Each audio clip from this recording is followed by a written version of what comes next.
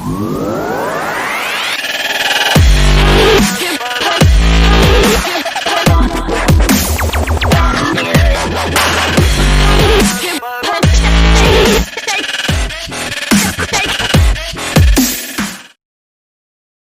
selamat sore Bapak Ibu sekalian. Selamat datang di kegiatan Info Brand Talk. Nah, kali ini merupakan Info Brand Talk yang ke-12 kalinya yang diselenggarakan oleh media Info Brand bekerja sama dengan Trust Co Indonesia.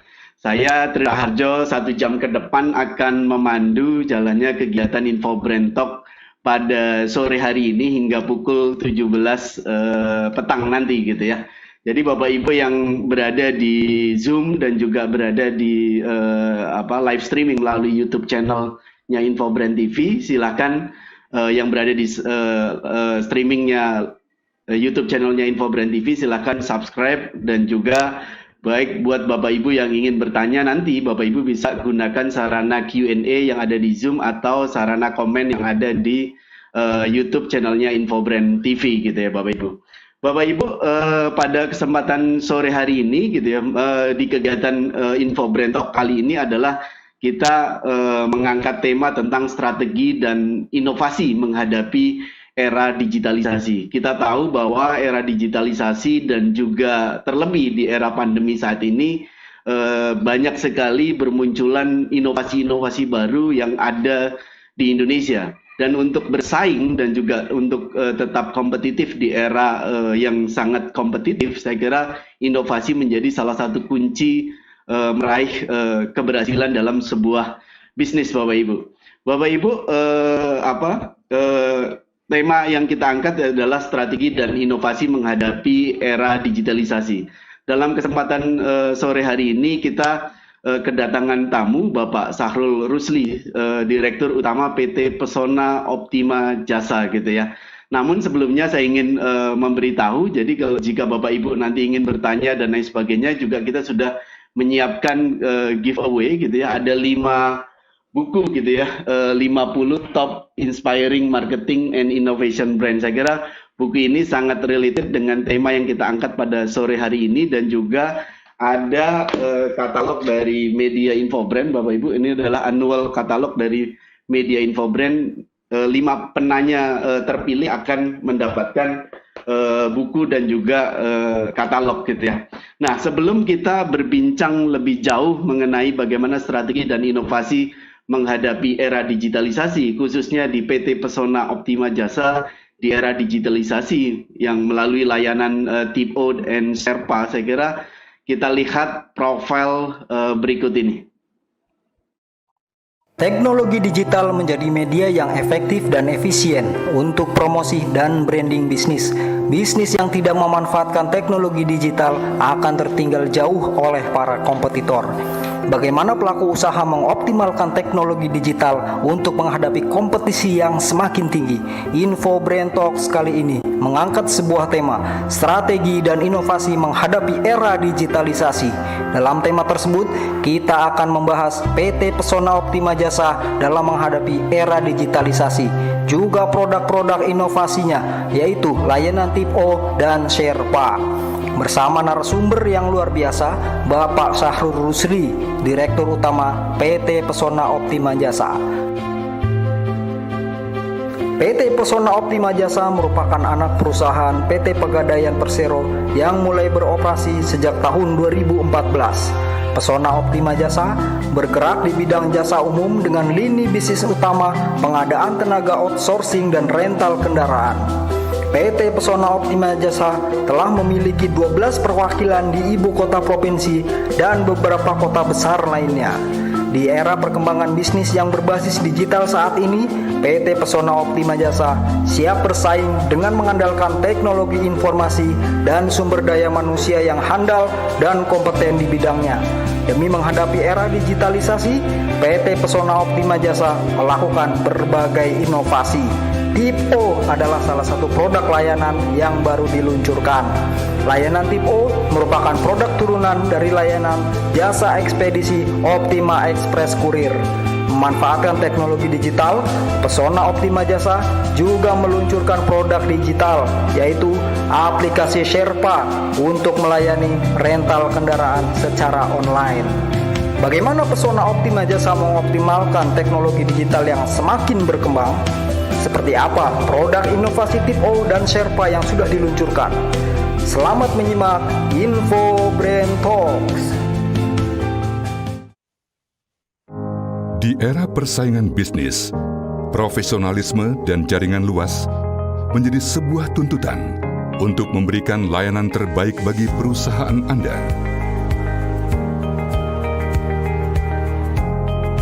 Pesona Optima Jasa, salah satu anak perusahaan pegadaian yang sudah terbukti kredibilitasnya, menyediakan jasa outsourcing terbaik di berbagai bidang. Terlatih, handal dan profesional.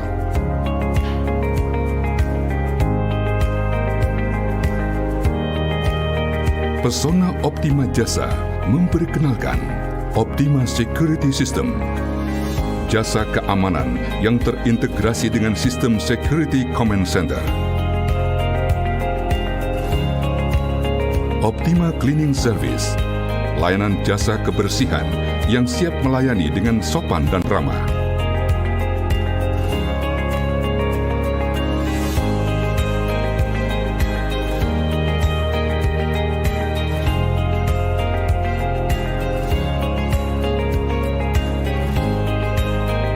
Optima Driver Service, penyedia jasa pengemudi kendaraan roda 4 yang berpengalaman.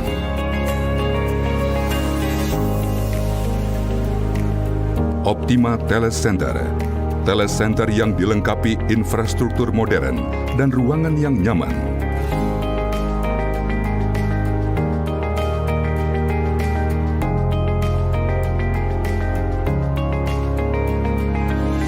Optima Rent menyediakan jasa sewa kendaraan berupa mobil dan sepeda motor sebagai solusi untuk bisnis Anda.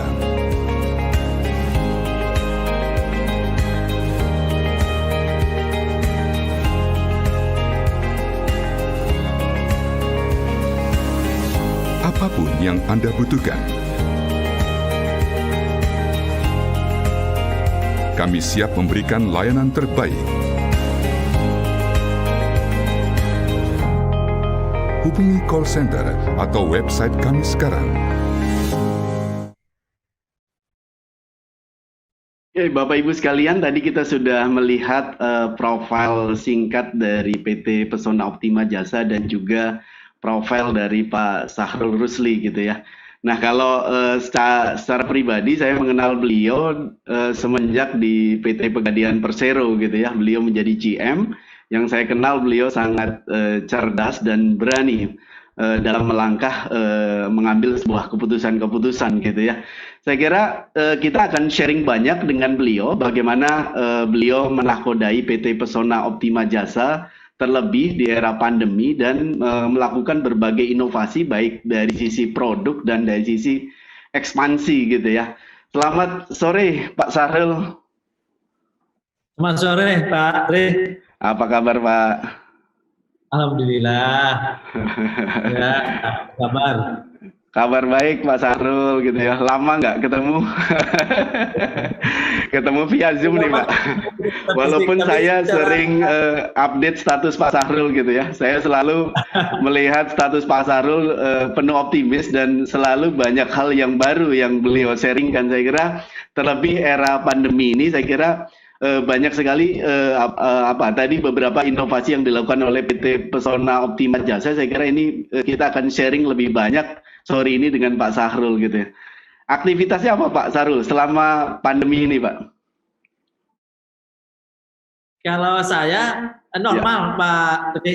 Ya. Jadi kantor kami sih sudah berjalan bisa dibilang berjalan normal sejak selesai Ramadan, sejak Lebaran kemarin. Kami tidak lagi work from home. Sempat dulu work from home pada saat awal-awal PSBB, kantor ini work from home.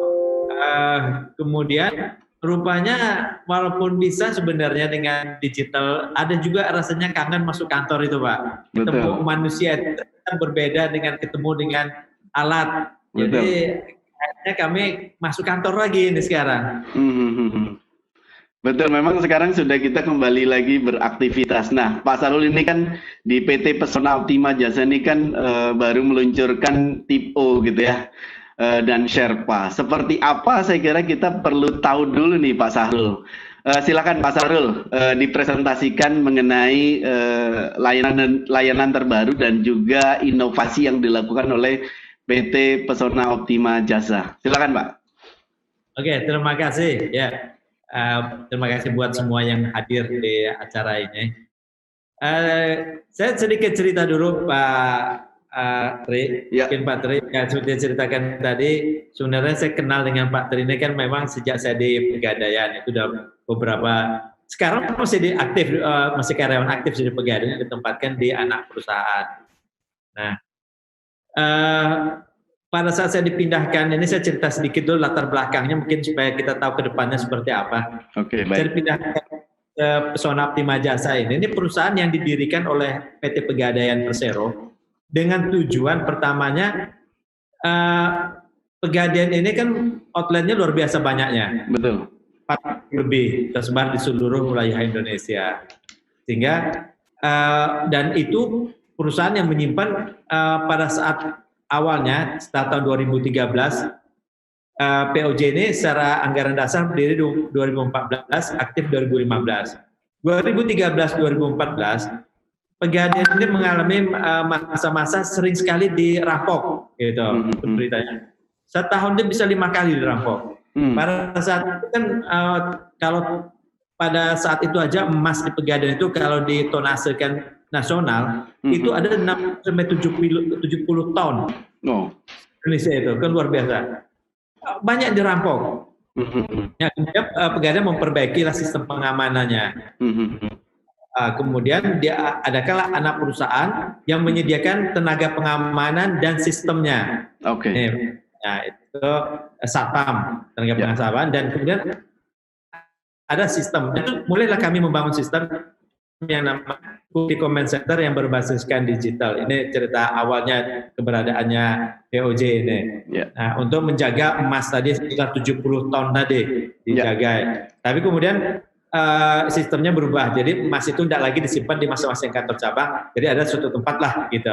Sehingga lebih aman. Jadi sistemnya dirubah pengamanannya. Kemudian yang kedua, keberadaan POJ ini itu untuk rental mobilnya, mobil dan sepeda motor. Itu jumlahnya ribuan. Selama ini disewa, awalnya dibeli sendiri, kemudian disewa dari pihak luar, kemudian diserahkan ke anak perusahaannya. Rental mobil ini. Nah, ini kemudian berjalanlah perusahaan ini selama 3 tahun awalnya. Kemudian saya masuk ke sini. Perusahaan ini masih cenderung konvensional. Kami nyaris belum menggunakan yang digital tadi, kecuali mengembangkan sistem pengamanan security command center tadi. Nah, kemudian lahirlah saya sebut tadi Pesona Optima Jasa. Pada saat 2 tahunan lalu lah, kami benar-benar captive market. Jadi POJ meningkatnya, POJ ini punya captive market betul, hanya melayani Pegadaian. Kami tidak melayani orang yang di luar Pegadaian. Kemudian tahun 2019 dimintalah perusahaan ini mulai untuk keluar dari sarangnya. Bagi direksi Pegadaian ini, ayo kalian cobalah bertarung keluar. Jangan enak terus di dalam ini, kan tidak usaha-usaha juga dapat kerja toh kita. Betul. Jadi manja lah gitu kan, cobalah keluar. Nah, jadi kondisi yang pertama kita hadapin itu pada saat itu kita single market, jadi pasar Pegadaian. Kedua, ini kami project based semuanya. Jadi tidak ada recurring income, tidak ada, semuanya kontrak jangka panjang. Seperti itu, dan cenderung sifatnya konvensional karena kami tidak belum menggunakan teknologi. Nah, ini latar belakang POJ-nya Pak Tri. Ya. Kemudian dengan kondisi tadi timbul kami disuruh bertarung keluar, mulai kami membangun berbagai macam upaya untuk bisa bersaing di luar. Kemudian kami ikut tender di mana-mana. Udah ikut tender apa? Nah, kembali ke topik tip O ini. Ya. Salah satu dari basisnya berdirinya POJ itu adalah bisnis ekspedisi. Oke. Nah, jadi bisnis ekspedisi yang pada awalnya juga hanya melayani pegadaian. Oke. Nah, kami hanya melayani pengiriman surat-surat, dokumen itu pegadaian. Pada tahun 2019, pertengahan 2019, kami mencoba juga sebenarnya untuk masuk ke luar, ke pasar umum. Tapi di situ kan ada pemain-pemain hebatnya. Ya. Bilang kan punya bisnis dokumen, kirim paket. Sama dengan kemarin yang minggu kemarin secepat kan. Ya, bukan juaranya GNT, GNE semacam itu. Nah, menghadapi kondisi ini saya pikir kemudian kita tidak akan menang masuk pasar untuk melawan mereka. Ya. Ada value unik, value proposition yang mungkin bisa kita tawarkan untuk bisa menang. Tidak ada diferensiasi yang kuat bagi kita untuk bisa masuk ke pasar ini. Nah, dengan pemikiran ini kami kemudian membuat strategi semacam gimmick lah sebenarnya ini Pak Tri. Ya. Kami kemudian merubah nama kami, bukan lagi mengirimkan paket dokumen, surat dan kalau untuk internet sih oke gitu Pak Tri. Ya, betul.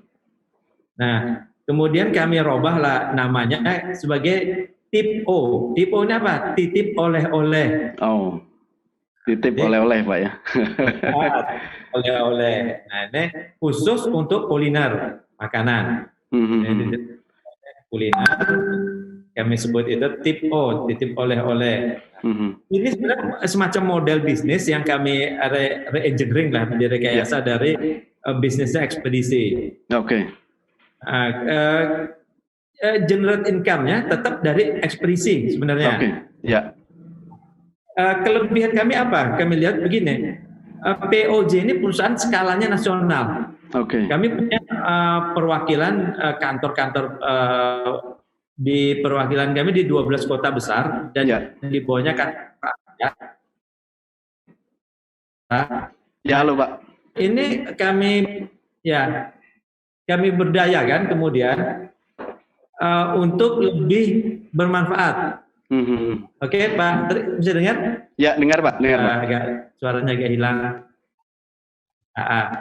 Kemudian ini semacam gimmick tadi saya bilang generate income-nya tetap dari namanya jasa kurir ekspedisi ini, hanya kita kemas dalam bentuk namanya titip oleh-oleh. Dan kemudian semua teman kami yang di seluruh wilayah Nusantara tadi itu sebenarnya tidak bekerja sama resmi. Ya. Kemudian mempunyai berbagai macam makanan Nusantara yang kami promosi. Nah, dengan ini kami promosikan secara nasional. Oke. Kami baru mulai masuk ke namanya memanfaatkan seperti yang di depan tadi, yang namanya digital marketingnya. Oke. Jadi kami memasarkan ini melalui kami buat kemudian Instagramnya, Facebooknya, kemudian websitenya. Oke. Jadi teman-teman bisa memesan oleh-oleh ini melalui kami dari seluruh wilayah Nusantara. Nah, itu kira-kira gambaran tipe awalnya, Pak Tri. Pak Sarul, sangat menarik gitu ya.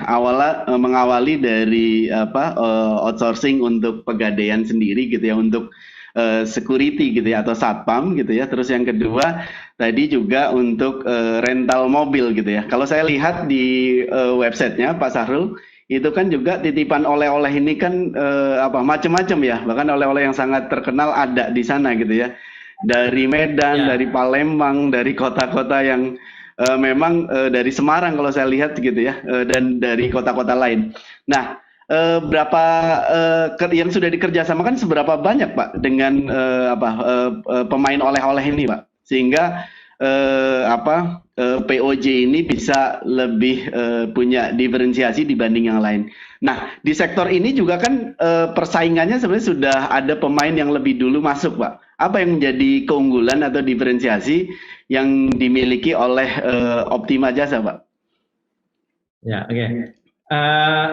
Memang sudah saya jelaskan tadi, kami sebenarnya masuk ke sini karena disebut tip O ini, itu ada diferensiasi kami dari, mohon maaf dapat menyebut mungkin JNE, JNT atau secepatnya tadi. Betul. Karena saya yakin kalau pedagang online kirim namanya 3 tadi disebut secepat, JNE gitu.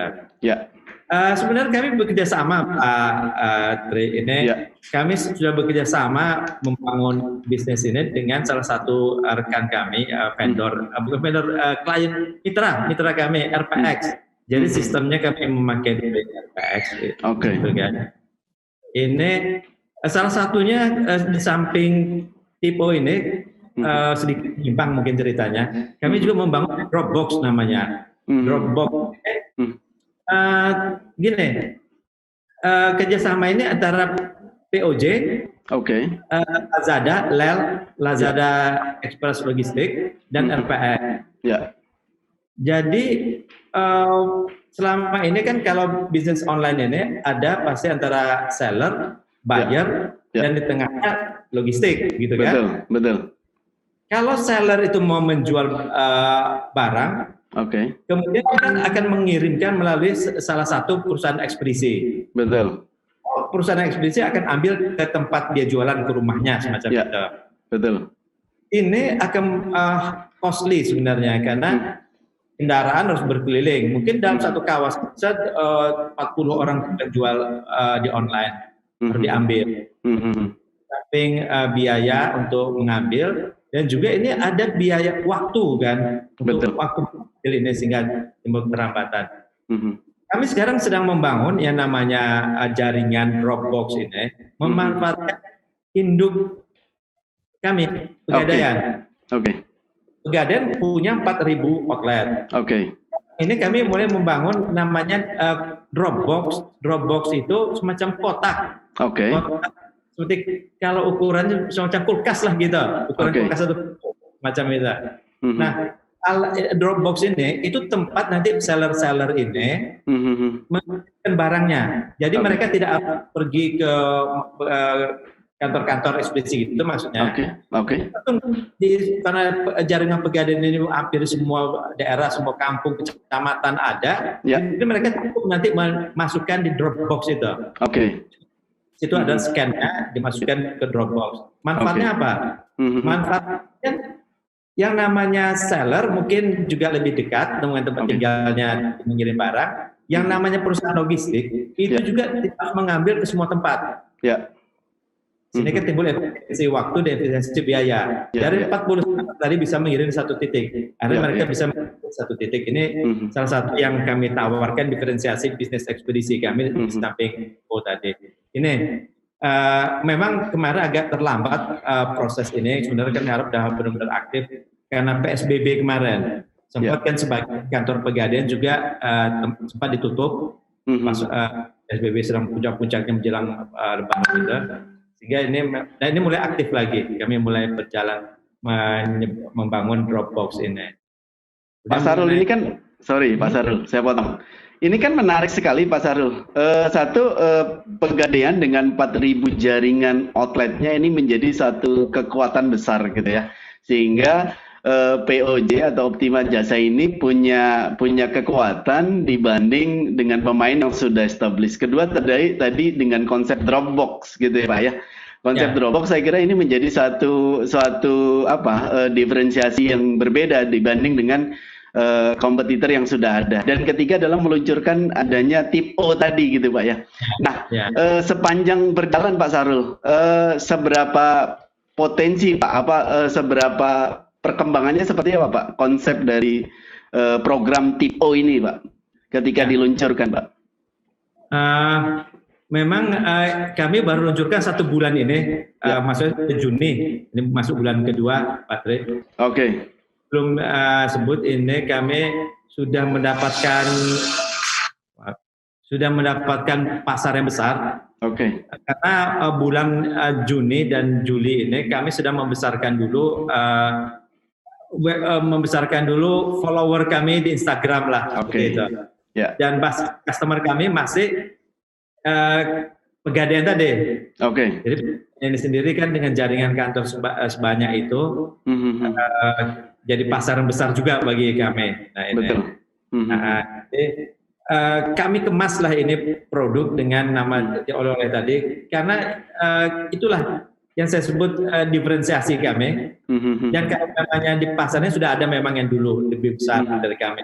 Punya grup besar juga, tapi kami pikir kami akan lebih kompetitif untuk masuk di sini daripada masuk di paket dan dokumen tadi. Betul. Karena pemain di paket dan dokumen ini jauh lebih banyak, jauh lebih besar, dan mereka benar berakar di masyarakat semacam itu. Nah, kalau untuk titip oleh-oleh ini kami ukur belum terlalu kuat tertanam di masyarakat, dan kami punya jaringan luas yang bisa kita manfaatkan nanti untuk ini. Bukan itu, kami sekarang sedang membangun yang namanya konsep-konsep digital marketingnya, Pak Tri. Jadi kami sudah mungkin bulan depan mungkin akan mulai lihat di Facebook. Mungkin Facebook saya juga akan saya share Facebooknya. Pakai endorser, kami sudah beberapa endorse. Kami juga hire semacam brand ambasadornya. Sudah hire brand ambassador, kami kemudian endorser. Ini akan kemudian membantu kami untuk memperkenalkan Tipo ini ke masyarakat. Kami menggunakan semua ini lebih banyaknya ke digital marketingnya. Kami tidak terlalu banyak mengambil yang namanya semacam marketing eksekutif atau sales eksekutif. Karena kami anggap dengan masa-masanya sekarang, pandemi dan juga arahnya pergerakan yang namanya dunia ini pasti sudah bergeraknya ke arah digital. Betul. Kami menggunakan digital marketing, kami anggap memang powerful betul. Saya lihat kan siapa sih yang besar sekarang usaha orang semuanya kan bisnis-bisnis yang berkaitan dengan digital. Betul. Orang terkaya dunia, umpamanya Jeff Bezos katanya kan, itu terkait itu juga. Ya. Lagi di Asia, Jack Ma dengan Alibabanya. Digital juga di Indonesia pun seperti itu. Sekarang pedagang terbesar itu mungkin Shopee di Indonesia ini.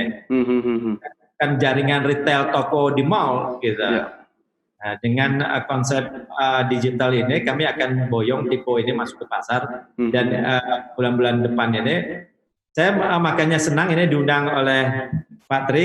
Ada kesempatan saya mungkin siapapun yang mau mendengarnya gitu kan tentang produk ini dan mulai mengenalnya. Karena produk ini memang baru, kami harap orang mulai mengenalnya dan kemudian setelah kenal, ya kalau katanya Pak Hermawan kan prinsip marketingnya kan aware dulu nih orang. Betul. Semoga juga dengan konsep kami membayar endorse, kemudian bersador, iklan yang menarik di digital secara digital marketing, juga menarik perhatian orang. Dan ini asking-nya timbul, nanti orang mulai bertanya, ini produk apa sih gitu. Mereka mulai menanyakan, dicari browsing di internet, dan ketemu kami gitu. Kami harapkan kemudian muncullah kemudian pembelian itu, ada pembelian. Dan ini kami juga gunakan yang namanya advokasi customer kami sekarang di lingkungan Pegadaian. Jadi ada pimpinan-pimpinannya yang sudah ini coba membantu. Dan secara internal pun kami punya ribuan orang tenaga kerja di bawah BOP dan ini kami lakukan yang namanya program associate marketing. Jadi rekan-rekan kami yang tersebar di seluruh Nusantara ini ya diketahui bahwa kami ini punya sekitar 14.000 orang karyawan yang terletak dari ujung ke ujung Indonesia ini. Betul. Memang mereka bukan sorry saya potong. Pak Sarul, back ke awal gitu ya. Kalau saya mendengar Tipo gitu ya, satu kan sudah terasosiasi gitu ya, mudah diucapkan, itu yang pertama. Secara brand name ini menarik. Yang kedua, terasosiasi kalau titipan oleh-oleh atau titip oleh-oleh, artinya kan ini sudah connect gitu ya. Apa Pak yang melatar belakangi diberi nama tip O sendiri Pak? Sebelum kita bincang lebih jauh Pak. Oke, nama tip O ini sebenarnya dari diskusi internal kami sih. Kami tidak ini benar-benar diskusi internal ini. Pertamanya kami coba meniru nama yang mirip-mirip dengan ada di pasar lah. Ya. Ujungnya food gitu kan. Ya. Seperti ini Optima Food apa semacam itu kami. Ya. Tapi kepikir kalau kita mengenamakan ini tanpa ada diferensiasinya kita. Betul. Tampaklah kita hanya follower gitu. Ya. Tidak kreatif, hanya ngikut-ngikut. Kita punya segmen market yang kami anggap berbeda. Ya. Mohon maaf kalau saya cerita ini, ada pasar yang hanya dalam satu kota itu kan, dari warung, belanja semacam itu. Kami tidak ke situ. Kami masuk ke pasar yang lebih luas. Ya. Masuk ke pasar nasional. Ya. Nasional ini. Nah, awalnya itu kami tidak hanya kuliner, itu nanti kan dikembangkan. Jadi kami tidak hanya masuk dari wilayah Aceh, Medan bisa disebut namanya Bolu Meranti. Karena kami pengalaman juga ini di Pegadaian. Ternyata orang di Pegadaian ini pernah bertugas di banyak kota. Termasuk saya. Pertama tugas di Medan dulu umpamanya. Terus saya katakan makanan Medan itu. Nah, ini ada tip O, silahkan hubungin tip O untuk tip O. Kirim tuh makanan dari Medan. Asal saya ke Surabaya, saya selalu mampir namanya Bebek Sinjai. Oke, betul. Sinjai ini. Sebenarnya ada satu lagi soto cahar mungkin di sana. Soto kan susah dikirim ini.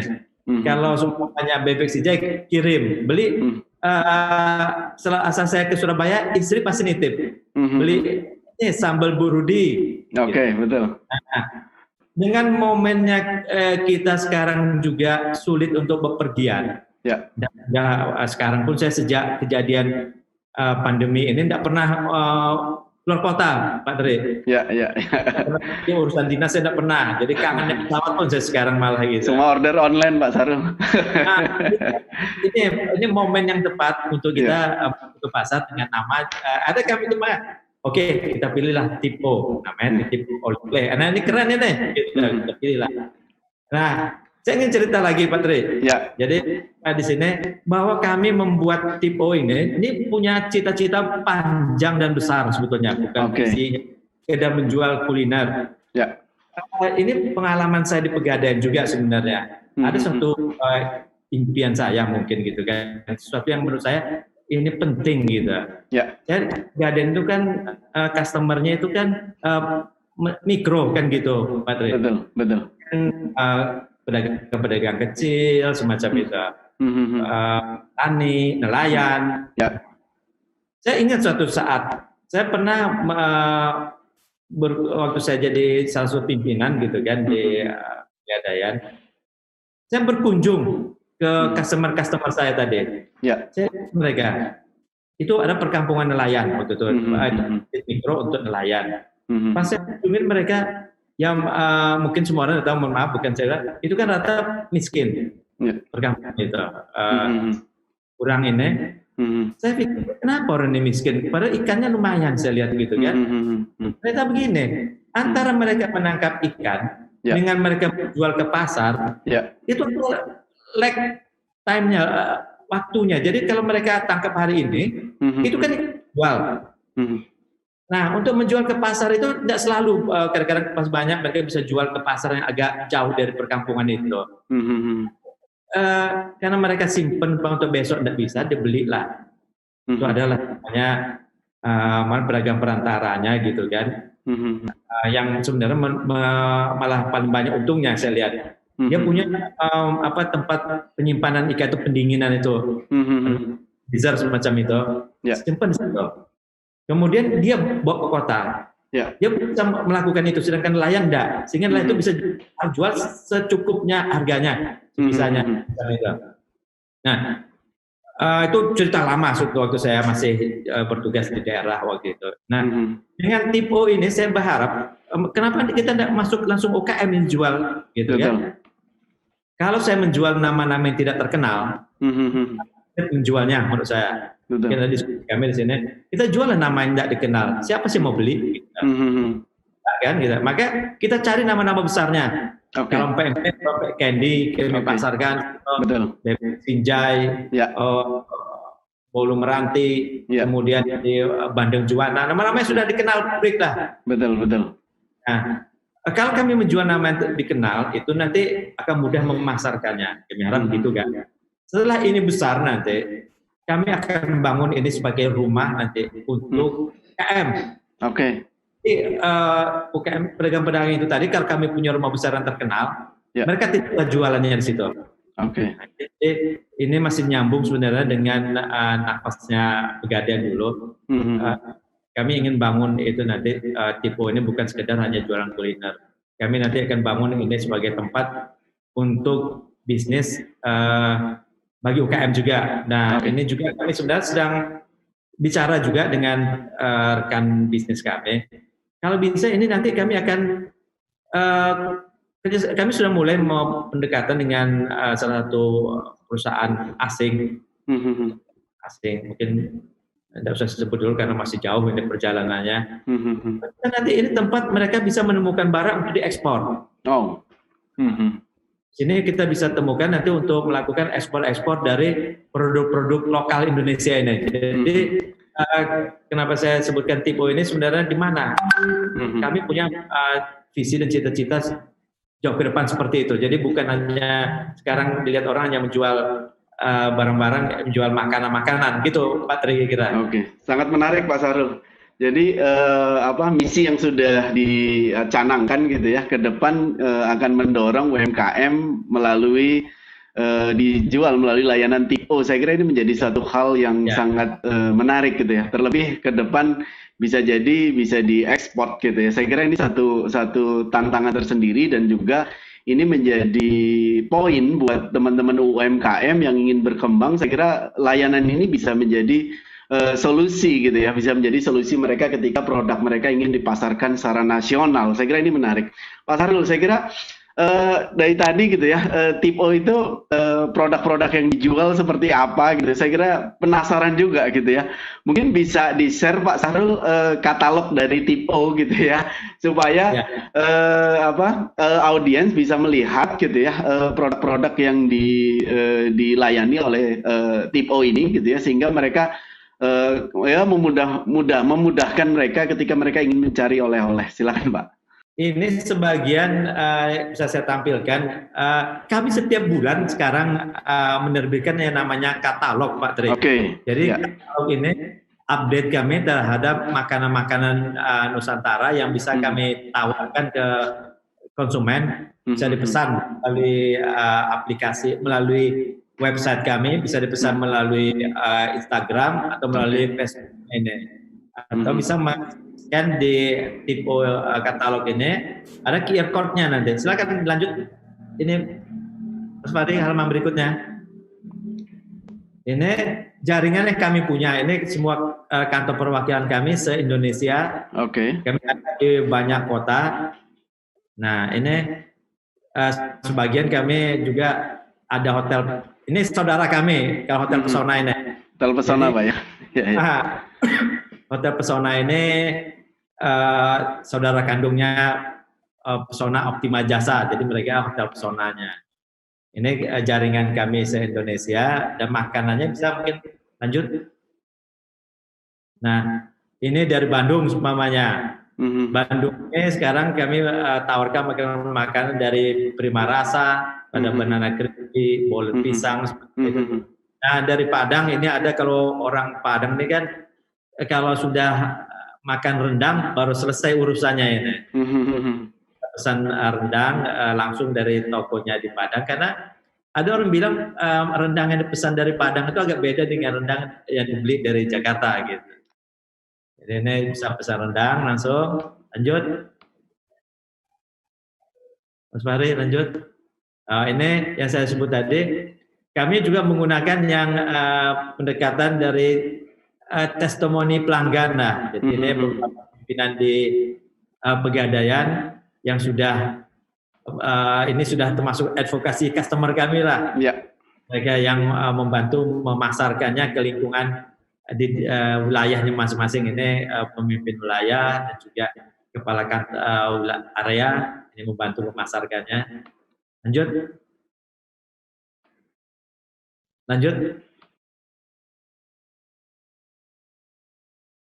Mas Farid. Oke. Ini Instagram kami, Pak Tri. Instagramnya Optima Jasa, mungkin bisa nanti sampai _Optima Jasa, Pak ya? Ya, _Optima Jasa.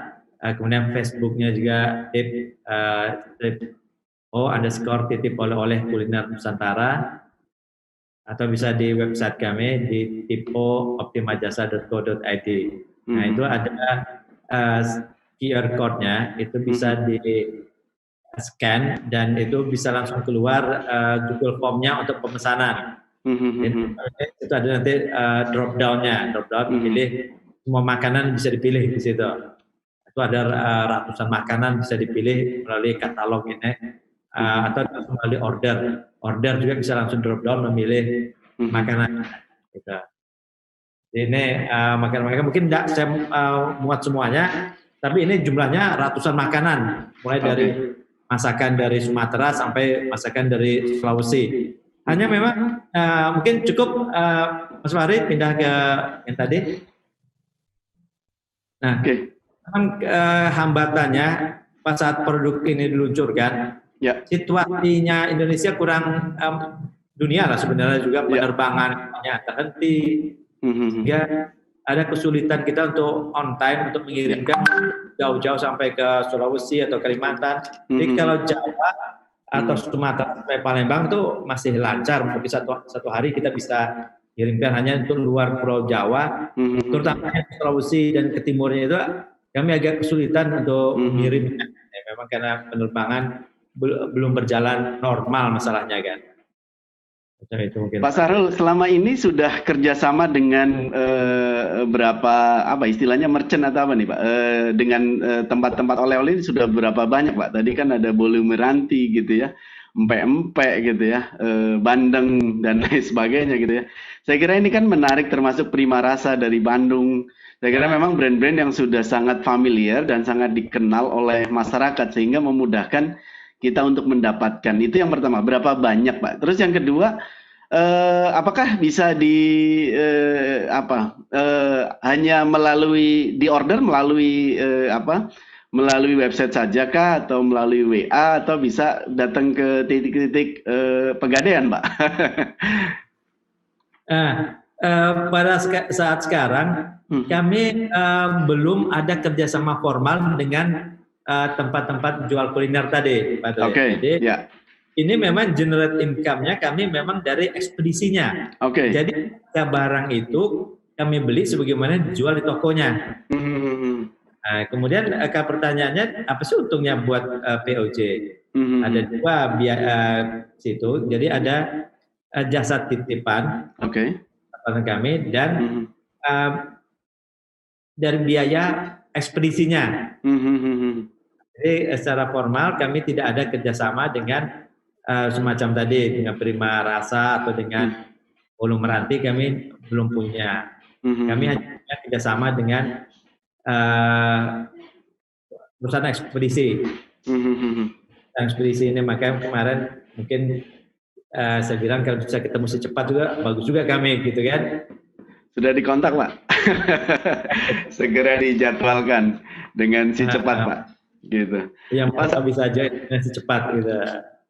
Oke, Pak Sahrul, selain Tipo ini kan POJ ini kan meluncurkan juga aplikasi, Pak. Nah, karena salah satu jasa yang punyai oleh POJ adalah rental kendaraan, Pak ya. Baru-baru ini kan juga meluncurkan aplikasi Sherpa.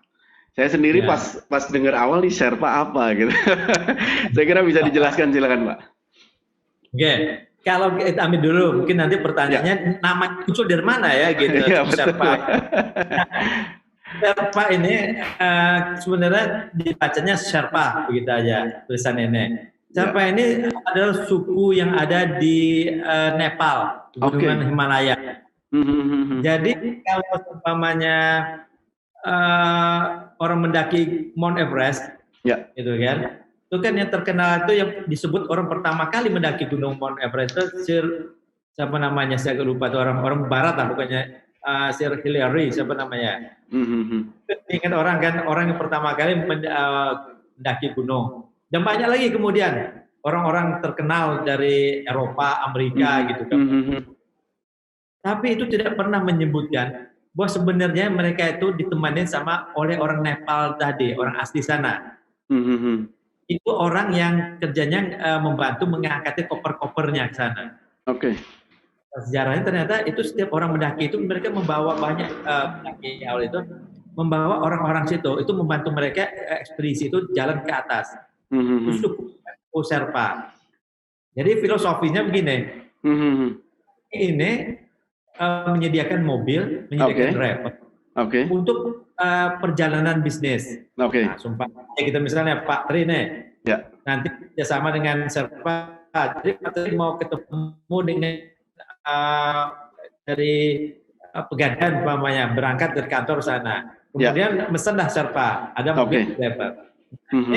Kemudian datang Pegadaian sukses mendapatkan kerjasamanya, gitu, bersama dengan gitu kan. Tapi kan orang ingatnya Pak Tri kan yang sukses gitu. Nah, itu normal, itu saya memang gitu kan, memang dalam perjalanan tadi ada orang lain membantu sukses, driver tadi dan mobilnya itu, yang mungkin jam akan duduk berpanas-panasan menunggu di halaman parkirnya.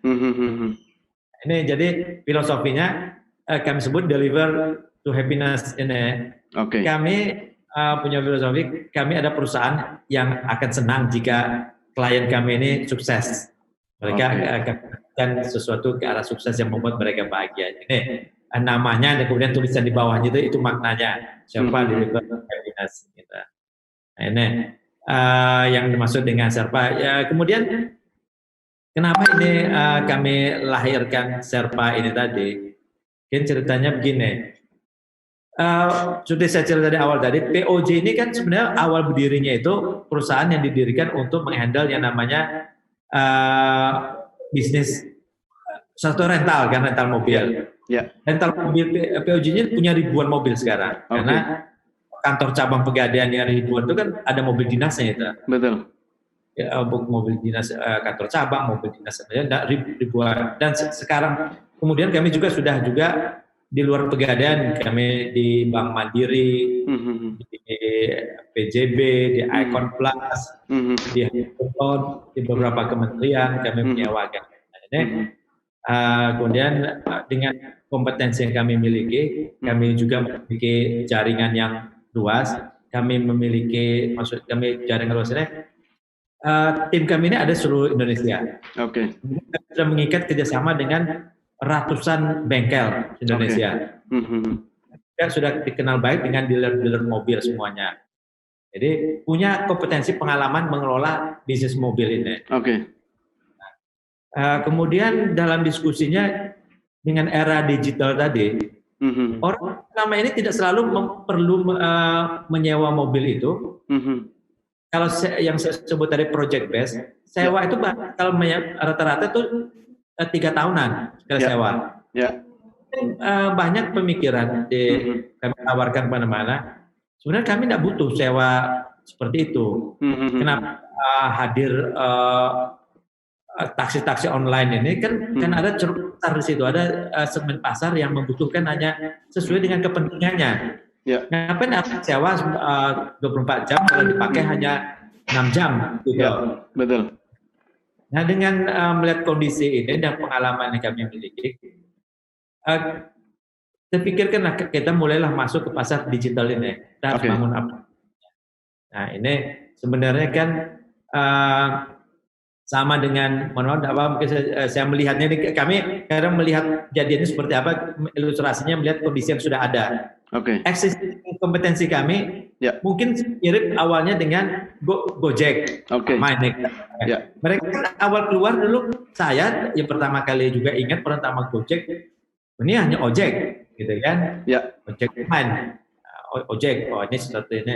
Tapi kemudian kan stretch capabilities lah ini. Mereka jadi GoFood, GoMessage, segala macam Go-nya gitu kan, sehingga namanya jadi sekarang orang tidak menyebut hanya ojek lagi karena ternyata itu pasar yang dibentuk gitu. Tapi mereka ada itu. Nah kami juga meniru itulah existing kompetensi kami ada. Kami ini sudah mengenal bisnis rental ini. Kami sudah punya customer yang cukup besar. Gitu. Nah, oleh karena itu kami pikir masuk ke pasar digital karena memang eranya ini era digital. Suatu saat orang akan pelan-pelan dengan apalagi dengan pandemi ini kan. Pandemi ini kami juga merasakan sebagian perusahaan melakukan efisiensi. Mereka tidak lagi menyewa dalam jangka panjang. Yang ada pun sekarang mulai mengurangi karena efisiensi.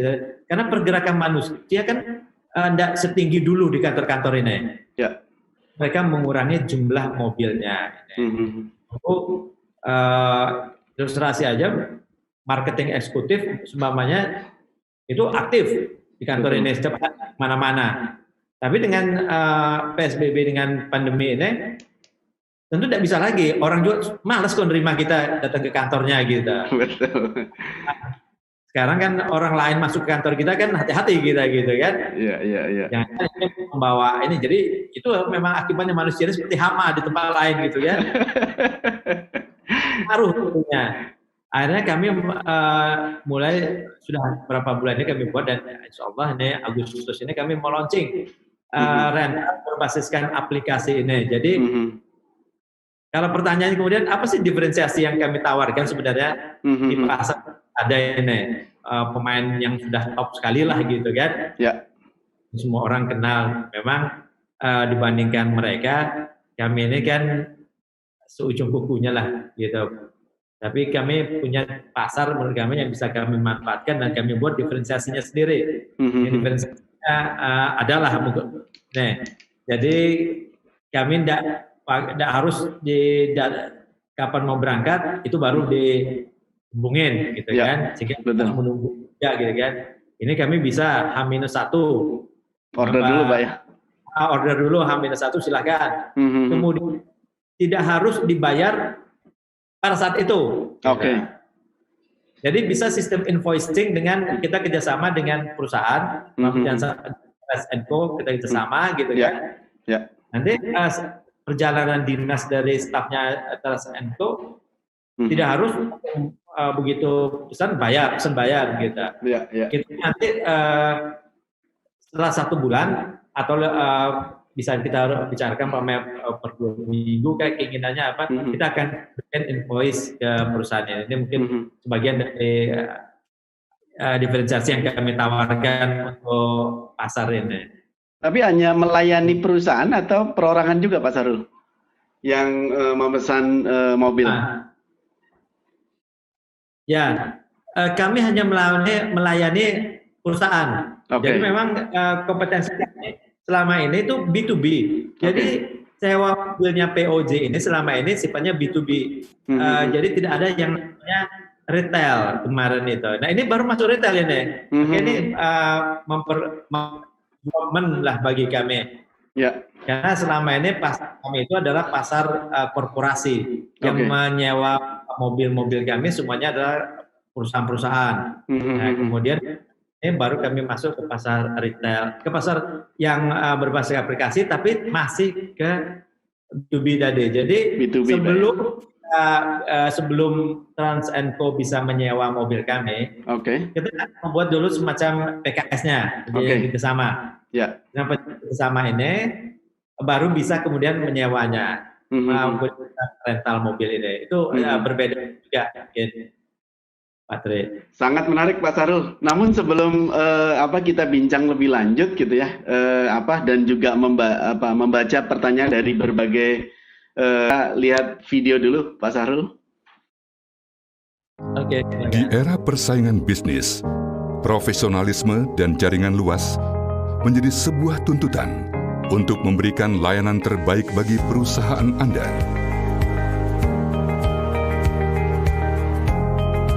Pesona Optima Jasa, salah satu anak perusahaan pegadaian yang sudah terbukti kredibilitasnya. menyediakan jasa outsourcing terbaik di berbagai bidang. Terlatih, handal dan profesional.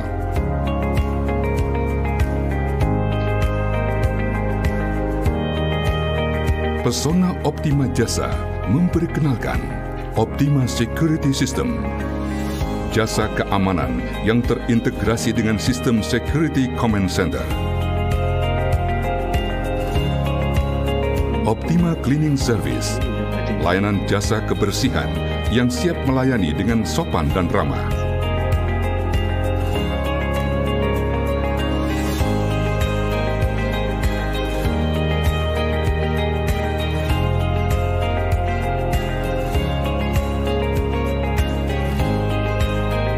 Optima Driver Service, penyedia jasa pengemudi kendaraan roda 4 yang berpengalaman.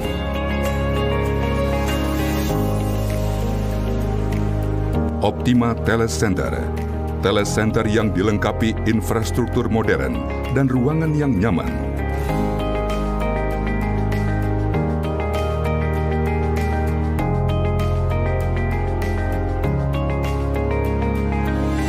Optima Rent menyediakan jasa sewa kendaraan berupa mobil dan sepeda motor sebagai solusi untuk bisnis Anda.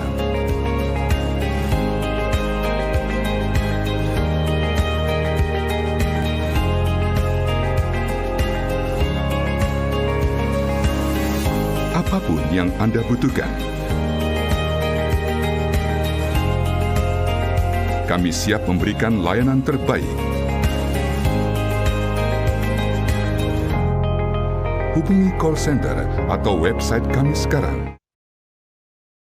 Oke, selamat sore Bapak Ibu gitu ya.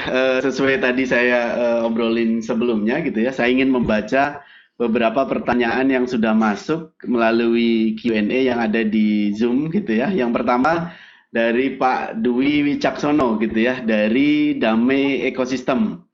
Pertanyaannya buat Pak Sahrul, saat ini kami sedang mengembangkan ekosistem kerakyatan berbasis ekosistem digital yang sudah berjalan di Sulawesi, Pak. Berkenaan dengan sistem logistik tip O yang dimiliki oleh PT Optima Jasa, apakah memungkinkan dikolaborasikan sehingga mencapai hasil yang optimum untuk kepentingan rakyat dari segi logistiknya? Salam hormat Pak Dwi Wicaksono. Pak Sahrul, silakan Pak. Ya, terima kasih Pak Dwi. Jadi jawaban saya pasti bisa Pak. Saya seperti cerita dengan Pak Tri tadi, kami sebenarnya nanti berkeinginan itu memang untuk memajukan ekonomi rakyat sebenarnya, bukan hanya sekedar mencari profitnya.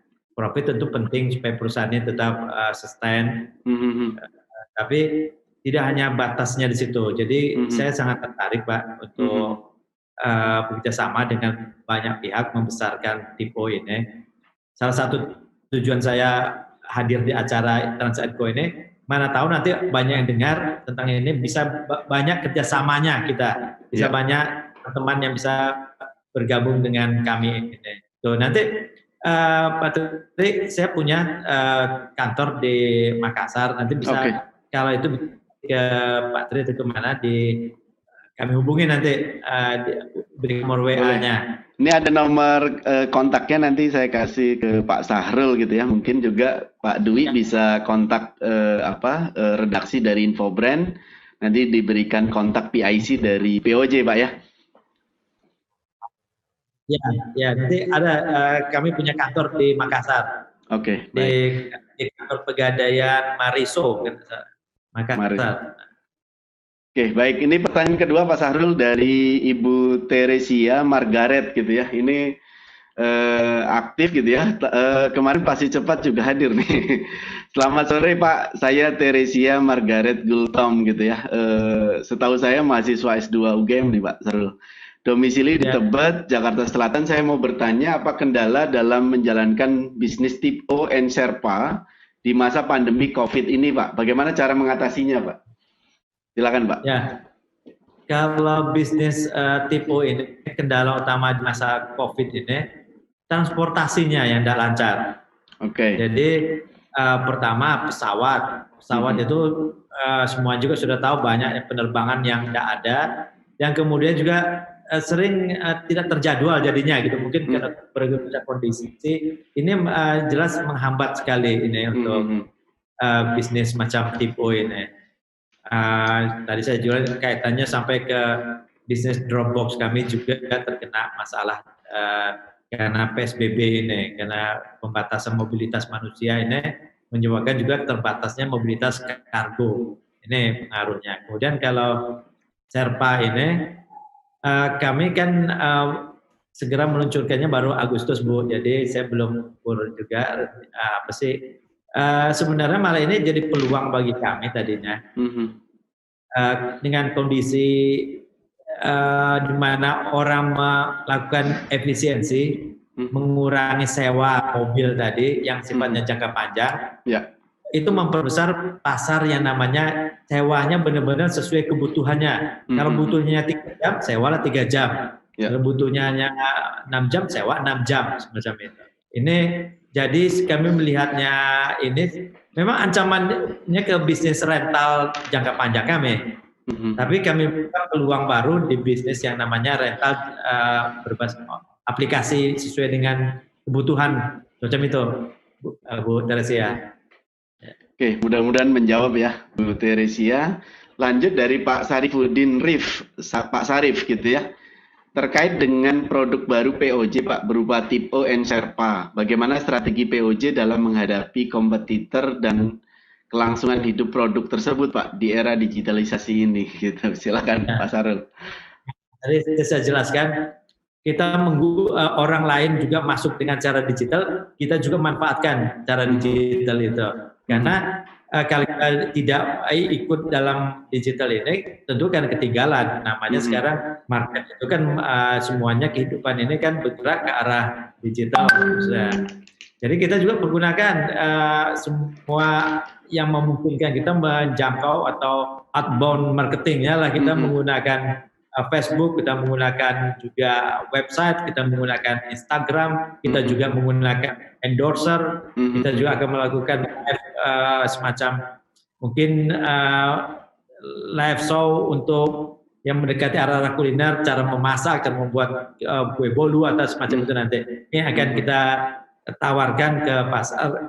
Kalau menghadapi kompetitor, saya pikir kita tadi dengan mengambil posisi bahwa kita itu adalah titip oleh-oleh, kita memiliki ceruk pasar sendiri, sehingga kita tidak akan, maksudnya saat ini kita tidak mungkinlah berhadapan dengan pemain-pemain besar itu, terlalu mahal dan terlalu berat mungkin biaya kita keluarkan kalau kita menantang leader-leader yang sedemikian besarnya itu, gitu. Jadi kita mencarilah ceruk pasarnya sendiri, market yang selama ini belum begitu diperhatikan oleh pemain-pemain ini gitu. Sebab setahu saya, mungkin saya salah, bisa jadi mereka ini kan lebih banyak ke dokumen online itu kan, belanja itu.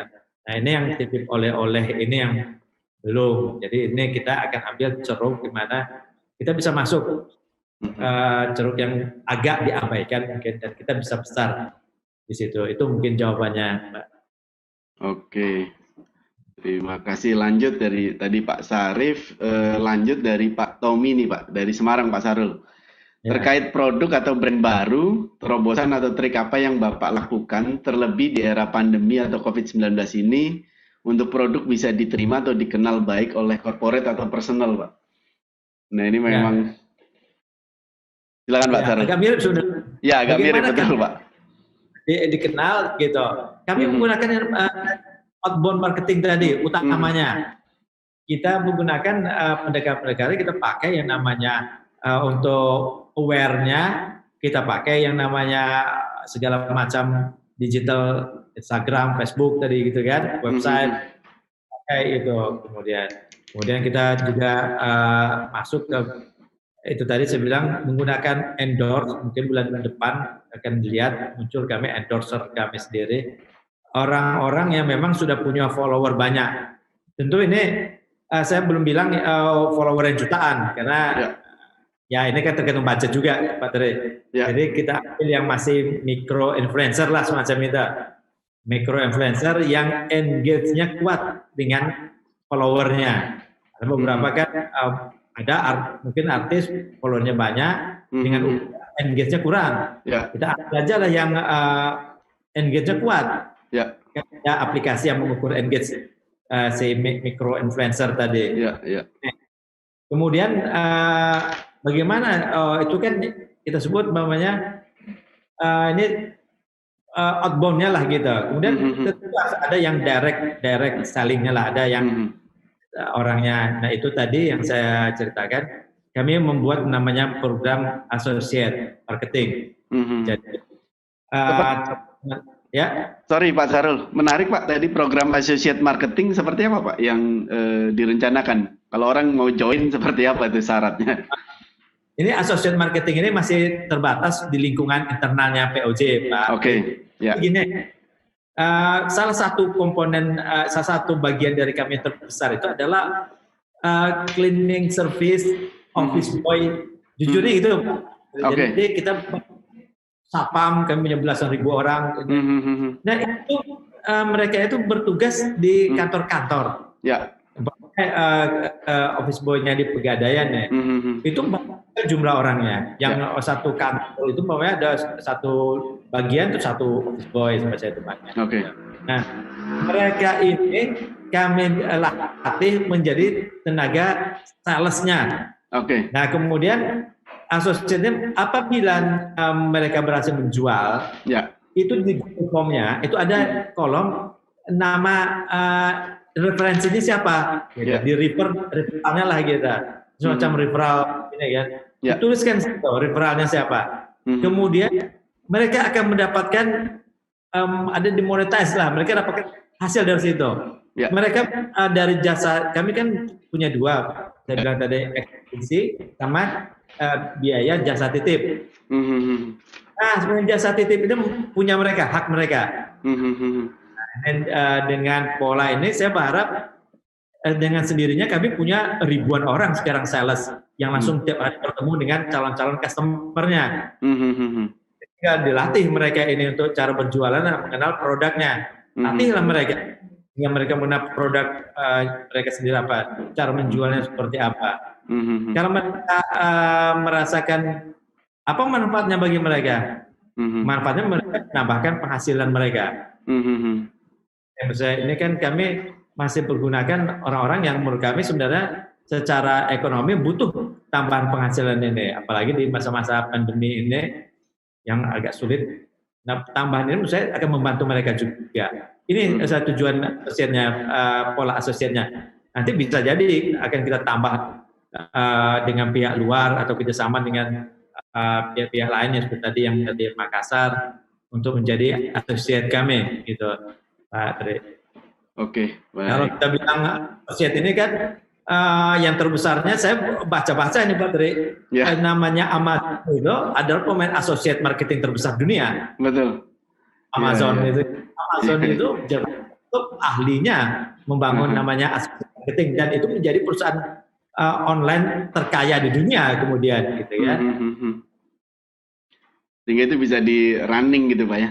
Nah ini ada pertanyaan lanjutan nih Pak dari Bu Rosemary Bandung. Ini bagaimana untuk bisa menjadi reseller tip O itu. Terus yang kedua tadi bagaimana strategi mengubah pola pikir masyarakat khususnya di pedesaan untuk mengenal lebih dekat digital marketing dan bila ini berhasil dapat dimanfaatkan tip O dalam memasarkan produk-produk lokal dan produk-produk lokal masyarakat pedesaan. Hampir mirip Pak tadi associate marketing gitu ya. Ini kemudian soal untuk di pedesaan saya pikir gini. Memang ada saya ikut di pengurus di ICSB namanya, National Council for Small Business. Di situ ada orang-orang memang ada organisasi ini yang membantu untuk membantu ekonomi mikro ini mengenal digital itu, ada organisasinya. Kalau saya Ibu Rosemary dari wilayah mana, coba saya tanyakan. Kemudian sebenarnya juga Pegadaian. Mungkin Pegadaian bisa Ibu di wilayah itu untuk membantu ini. Walaupun mungkin saya tidak tahu persis di pedesaan ini mungkin jaringan juga ya. Jaringan internet mungkin tidak sebagus kalau kita di kota semacam itu. Tapi ada berorganisasi dan seharusnya menurut saya juga seperti Kementerian Koperasi dan Usaha Kecil itu, yang dinas-dinas itu ada program-program semacam itu. Cuma melingkan dengan mana kelompok-kelompok usaha ini gitu. Dan kemudian kalau bagi tip O, bagi kami memang secara organisasi kami belum mampu untuk menghandle semacam itu. Makanya saya cerita tadi kalau kami nanti besar, kami sediakan ruangnya untuk ini. Tapi kalau memang sepertinya bisa, kami bekerjasama banyak dan itu potensial dan membantu Tipo juga, kita bisa langsung nanti mulai memasuk ke UKM-UKM ini. UKM Indonesia mungkin gitu Pak Tri. Ini hampir ini dilanjutkan nih dari pertanyaan Pak Dedi, Pak. Ini menarik nih, Pak. Bagaimana cara pelaku UMKM yang ingin menitipkan produknya di layanan Tipo, Pak? Seperti apa syaratnya dan bagaimana sistem kerjasamanya? Jadi kan banyak nih para pelaku UMKM di Indonesia nih, Pak. Nah, kalau mau kerjasama seperti apa, Pak? Kalau kami sama sekali tidak mensyaratkan apapun, betul. Jadi tidak ada biaya apapun pada dasarnya untuk mulai kita bekerjasama. Kami juga tidak meminta menyebabkan mereka mengurangi penghasilan mereka. Juallah seperti mereka jual sebelumnya. Kami akan mendapatkan penghasilan itu. Tentu orang juga pikir bisnis kalau tidak ada hasil kan tidak mungkin. Gitu. Betul. Nah, ini generate income-nya tadi saya bilang kami dari biaya ekspedisinya. Karena kami kan mengirimkan dalam kota sama, jadi biaya ekspedisinya cukup bagi kami untuk mendapatkan penghasilan dengan jasa titip tadi. Silahkan nanti ke Pak Tri, nomornya bisa dihubungi nanti entah di kota mana, itu kan nanti saya bisa minta kontak dihubungin oleh kantor kami yang di wilayah itu. Oke, baik Pak Sahrul, saya akan umumkan nih 5 pemenang yang mendapatkan buku gitu ya, mendapatkan buku top 50 top inspiring marketing dan innovation brand gitu ya, dan juga langsung mendapatkan katalognya gitu ya, katalog 500 brand champion. Saya akan bacakan satu persatu. Pertama Bapak Dwi tadi gitu ya, yang kedua Ibu Teresia, ketiga Pak Sarif, Pak Tommy dan Bu Rosemary gitu ya. Jadi terima kasih sudah berpartisipasi. Sebenarnya ini masih banyak Pak Sahrul yang perlu dijawab gitu ya. Banyak sekali pertanyaan, saya kira nanti bisa dijawab di lain kesempatan gitu ya. Nah Pak Sahrul, sudah 1 jam kita bincang-bincang, sangat menarik obrolan kita mengenai inovasi dan juga strategi yang dilakukan oleh PT Pesona Optima Jasa POJ ini kan selain menghadirkan layanan Tipo juga meluncurkan aplikasi Sherpa gitu ya. Sebagai closing statement, apa yang ingin disampaikan kepada masyarakat Indonesia Pak, dan juga para audiens dan juga netizen yang melihat kegiatan ini Pak? Silakan Pak. Oke, mungkin pendek saya barangkali hanya. Jadi cita-cita saya dan cita perusahaan ini gitu, visi kami ingin dikenal sebagai perusahaan yang inovatif, dan berguna bagi kemakmuran bangsa dan negara ini. Jadi itu aja cita-cita dan ingin saya sampaikan, Pak Tri. Mudah-mudahan terwujud Pak Sahrul. Saya kira bincang sore hari ini kegiatan Info Brand Talk sangat menarik Bapak Ibu mengenai kegiatan inovasi yang dilakukan oleh PT Pesona Optima Jasa. Nah, kalau saya garis bawahi perbincangan dari awal sampai akhir, yang pertama saya kira ketika kita membuat suatu produk, diferensiasi menjadi salah satu kunci yang sebelumnya kita lakukan SWOT analisis gitu ya, supaya ketika produk kita luncurkan di pasaran kita punya uniqueness yang berbeda dengan yang lain. Yang kedua, dari inovasi yang dilakukan saya kira kita punya value added ketika kita meluncurkan suatu produk tersebut. Dan yang paling penting adalah ceruk pasar gitu ya. Jadi pasar mana yang akan kita bidik? Tadi Pak Sahrul sudah sampaikan gitu ya, baik produk Sherpa atau produk Tipo gitu ya, memiliki ceruk pasar yang memang sangat menarik dan juga potensi-potensi yang belum digarap oleh pemain-pemain yang sudah besar ketika kita masuki sudah pasti memiliki potensi yang besar. Nah, yang tidak kalah menarik adalah kekuatan dari jaringan PT Pegadaian yang memiliki 4.000 outlet dijadikan sebagai kekuatan dari POJ ini untuk bertumbuh dan besar. Dan tidak hanya itu, Bapak Ibu, saya kira tadi juga kita mendengarkan kolaborasi gitu ya, POJ ini melakukan kolaborasi dengan pemain yang sudah established gitu ya, dalam hal ini adalah RPX gitu ya, sehingga memudahkan langkahnya dalam menjual produk atau jasanya. Dan yang mensinergikan juga dengan pemain-pemain UMKM gitu ya, jadi brand-brand oleh-oleh yang sudah sangat well known, sangat awareness-nya sangat tinggi, sehingga memudahkan program ini untuk diluncurkan ke publik gitu ya. Mudah-mudahan baik TIPO maupun Sherpa bisa diterima oleh pasar di Indonesia, dan apa yang menjadi visi dan misi dari PT Pesona Optima Jasa yang dipaparkan oleh Pak Sahrul bisa sesuai dengan harapan. Terima kasih Bapak Ibu sudah berpartisipasi dalam kegiatan ini. Sampai jumpa di Info Brand Talk ke-13 gitu ya. Kamis tanggal 23 Juli 2020 pukul 16 sampai 17 dengan mengangkat tema efektivitas teknologi digital untuk promosi bersama Kaladin. Saya Trila Harjo mengucapkan terima kasih, sukses untuk kita semua, salam brand. Sahabat brand, jangan lupa subscribe, like, komen, dan share ya.